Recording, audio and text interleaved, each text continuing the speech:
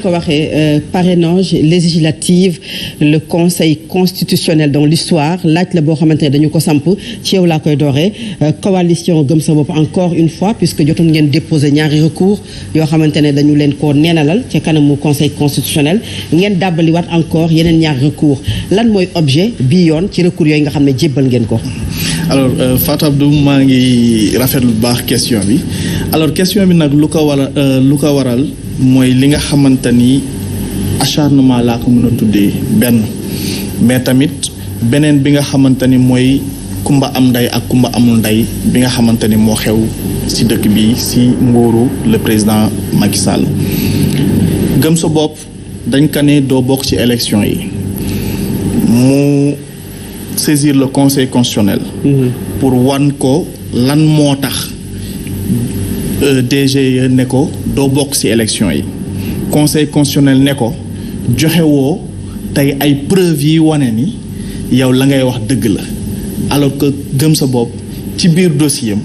def lépp loo xamante ni tey jii nii moom la toogoon keroog ci conférence de presse ba di ko dénoncer wane lépp conseil constitutionnel ne ko gisuma loolu benn la loolu démb nag ñu dugaloon ay recours yoo xamante ni ñaar la benn bi mooy annulation wu li nga xamante ni mooy liste Benno Bokk Yaakaar parce que ñun ñëpp nous sommes convaincus que Benno Bokk Yaakaar dafa am un surplus de parrainage tey da ngay jël ñaari cas yoo xamante ni c'est terre à terre yu simple yoo xamante ni sa sorewul élection locale yi nii passé l'honorable député Moustapha Guirassy lan moo tax bokkul ci élection yi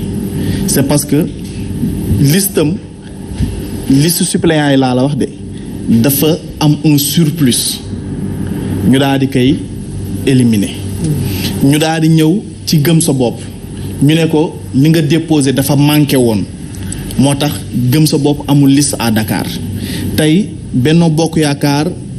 daal di déposé loo xamante ni maître je vais parler sous le contrôle de maître Ousmane Seye que ni ñun droit dañuy jàngal ni ñu buñ la joxee benn fourchette da nga war a respecter fourchette boobu légalité mooy fourchette boobu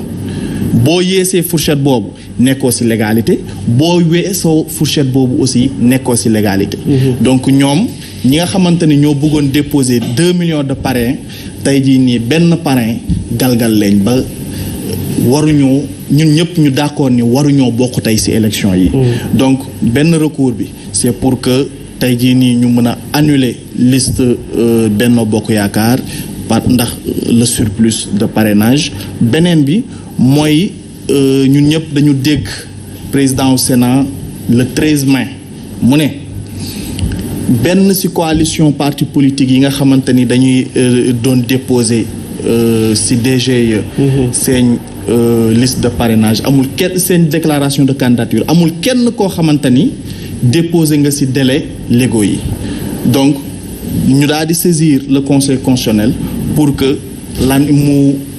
prononcé wu sur l'annulation de toutes ces listes. Mais dès l'instant que la coalition gëm sa bopp moom rejeté nañu ko ci yu njëkk ya ndax bokk na ci coalition yi nga xamante ne ñoom lañu njëkk a rejeté ci direction générale des élections ngeen dem ci conseil constitutionnel bi nga xamante ne kooku foofu amul recours est-ce que yaakaar ngeen ne lii ngeen jébbalaat dina am recevabilité. Am nañ ci yaakaar parce que ñun dañoo war a saisir le conseil constitutionnel. te jusqu'à présent ñu ngi ci circuit bi parce que rabat d'arrêt bi la ñuy toog di xaar donc ça veut dire que ni jusqu'à présent ñun jàpp nañ ni dinañ bokk tey jii nii ci élection yi donc li nga xamante ni mooy conseil constitutionnel saisir nañ ko parce que moom moo war a prononcer wu ci loolu bu doon dafa amoon beneen juridiction bu mën a prononcer wu ci loolu kooku la ñuy dem saisir yi mais ginnaaw ba xëy na li conseil constitutionnel def moo tax tey nga am sa sañ-sañu laaj loolu mais ñun ñëpp jàpp nañ ni lii nii conseil constitutionnel daf ci war a wax li nga xamante ni mooy droit. Dire le droit je pense que ni mu ko waxee maître loolu la ñu xaar mais également coalition Benno Bokk Yaakaar maître dañu déposer ñoom également recours parce que dañu rejeter seen liste ci suppléants yi lan nga jàpp ne moom mooy la pertinence aujourd'hui ci recours boobu nga xam ne ñoom jébbal nañu ko ñoom it conseil constitutionnel. Merci Fatou. xam nga ñun buñ sañoon ay jongante yi ñëpp bokk ci jongante bi. mais loo gis nag dafa am nuñ koy organiser dafa am ay règles. football sax buñ koy def dafa am arbitre am ay règles maanaam kenn du footballé loxo boo jàppee bal bi sa loxo arbitre dafay siffler na foot la boo pàddee nit ki jël bal bi dañ naan la foot la. élection aussi noonu la mel. dañu naan da ngeen di jongante mais dafa am règle yoo xam ne charte yoo xam ne constitution bi moo ko tëral code électoral moo ko tëral yenn taay ministre bi jël ay arrêté il faut ngeen jaar foofu pour que yëf yi leer. je crois que ñëpp buñ tënku ci li nga xam ne moom la yoon wax coow du bëri. alors ñun dégg naa sama xarit Samb mu ne dañu saisir encore conseil rabat d'arrêt amul conseil constitutionnel cour suprême la am. ensuite gis naa bu ñuy déposer recours yi na ngeen déposer waat recours pour ne da ngeen di ŋàññ liste Benno Bokk Yaakaar parce que dañu ëppale benn parrain yéen defoon ngeen ko ba pare conseil constitutionnel tontu leen conseil constitutionnel nee na seen requête bi c'est irrecevable parce que fi ngeen ko jaare baaxut da ngeen ko jaare comme da ngeen doon contester la constitutionnalité des décisions de la commission de réception te loolu amut da ngeen teel a jóg yoon mayu leen ngeen delluwaat conseil constitutionnel pour les mêmes moyens et le même objet. mais su fekkee dañu jaar un autre procédé parce que peut-être que tey li nga xam ne mooy le fond li tax peut-être l'objet amul peut-être jafe-jafe mais fi ñu ko jaarale mais s'ils choisissent de passer par un autre moyen est-ce que foofu également conseil constitutionnel war na leen ko mën a neenalal. c'est-à-dire booy jaar conseil constitutionnel benn yoon rek nga mën a jaar soit commission bi rejeter sa liste ne c'est déclaré irrecevable ñu may la délai pour nga saisir conseil constitutionnel saisir statut yi ci délai yi ñoom def nañ ko ba pare muñ dellu si waat encore ñu publier liste yi pour les mêmes moyens les mêmes faits et le même objet ñu delluwaat conseil constitutionnel bon loolu de toute façon conseil constitutionnel dinañ ci àddu jarul ma ci appesantir mais ñun li nga xam ne def nañ ko mooy ñetti recours lañ def benn bi c'est sur la liste proportionnelle de Yewwi dañ ko déclarer irrecevable parce que Yewwi ci liste proportionnelle bi dañu ci dugal benn candidate bu jigéen bu tudd Fama Mbeng boo xamoon ne amul at yi nga xam ne moom nga war a at am pour mu nekk député maanaam amul ñaar fukki at ak juróom bi ko commission bi gisee ñuy wax aussi c'est pas la DGE mooy joxe décision c'est une commission de réception qui est logée à la DGE mais c'est pas la DGE donc commission boobu du ay fonctionnaires rek a fa nekk am na ay personnalités indépendantes am na ay informaticiens ay techniciens am na ñi nga xam ne li may wax moo ne toujours damay dégg ñu naan DGE moo def lii DGE moo def la du DGE c'est pas le ministre c'est une commission qui a été mise sur place par le ministre. Sous l'autorité du ministère. Oui, c'est le ministre qui a mis sur place. Oui, effectivement, vous savez, parrainage dafa am dispositif. boo xam ne élection bokkul ak élection présidentielle. élection présidentielle conseil constitutionnel mooy def dispositif de contrôle des parrainages. élection législative ministre de l'intérieur mooy def dispositif de contrôle des parrainages loolu aussi il faut que nit ñi xam ko. alors commission boobu nag. mooy statut ci parrainage yi statut ci ce que l'on appelle la recevabilité juridique des dossiers ñaari phase day doon alors li ma doon wax mooy Yewwi seen liste proportionnelle dañ ci dugal jigéen boo xam ne amutoon at commission boobu comme ni ko yoon waxee daal di leen notifier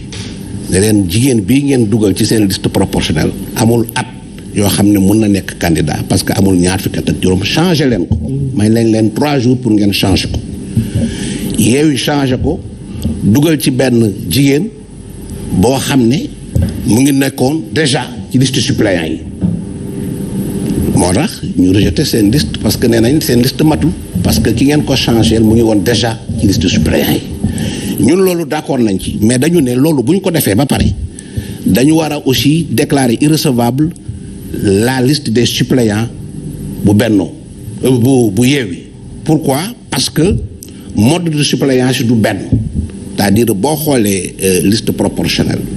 bu ñu def suppléance bi bu ñu koy def ki nga xam ne ne ci liste bi ki ci topp bu fekkee ne mënatul ne député ki ci topp la ñuy jël day des toujours c'est une suppléance verticale. Mais scrutin majoritaire c'est une suppléance